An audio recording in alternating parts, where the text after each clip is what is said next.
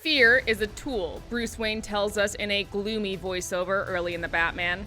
While he's talking about using the presence of the Batman to intimidate bad guys, it's also possible writer-director Matt Reeves took this to heart for his approach to rebooting the famous superhero. This is the scariest Batman yet. Right from the violent opening scene, the message is clear. This is not your mother's Caped Crusader.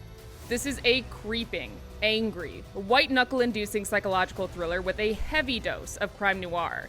And believe it or not, Reeves absolutely pulls it off, achieving a grimly beautiful masterpiece.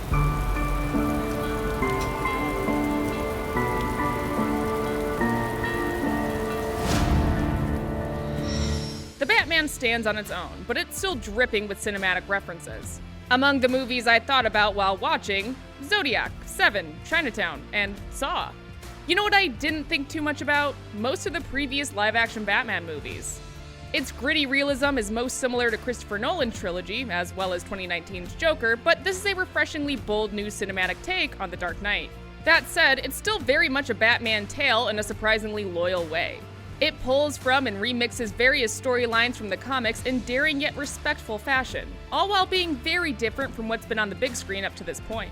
On that note, Robert Pattinson is playing a much more vulnerable, human version of the orphan billionaire than we've seen before. Gone is the convincing illusion of a charismatic playboy we've seen in past iterations. Here, we get a sad weirdo who's both crippled and compelled by his unresolved trauma in a way that's gripping to watch. Pattinson's performance is crushingly painful, whether he's in or out of the batsuit. I'm vengeance. He meets his match with Zoe Kravitz's beautifully layered performance of Selina Kyle / Catwoman. You got a lot of cats. Never think about strays. She's got all the slinkiness and slyness you could hope for, but like Bruce, she's also incredibly vulnerable, while simmering with the need for revenge.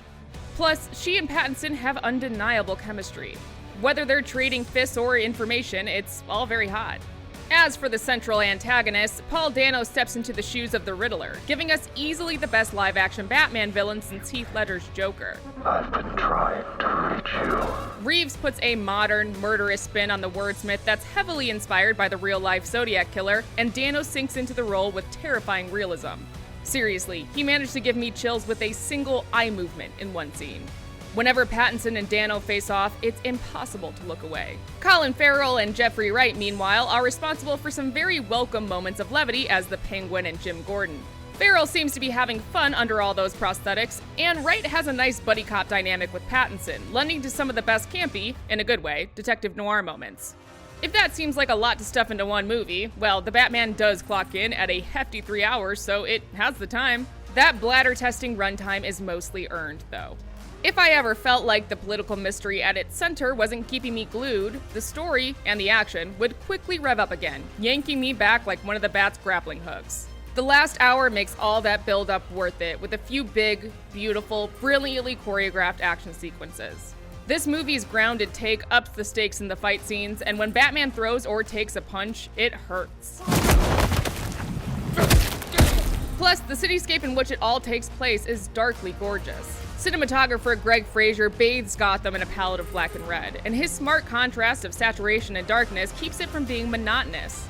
Instead, he keeps us gripped in a Gotham that mirrors other major US cities in many ways, but is still entirely its own. Michael Giacchino's sweeping, dramatic score brings it all together, creating a few epic moments worthy of one of comic books' most famous characters.